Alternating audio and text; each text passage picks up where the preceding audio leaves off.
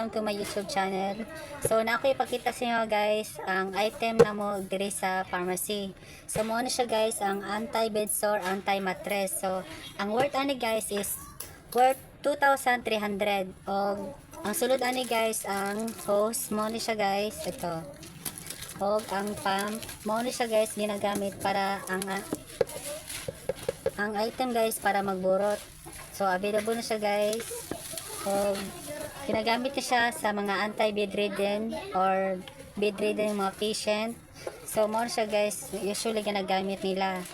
O alternative po ni siya guys sa egg mattress na available po sa mga guys.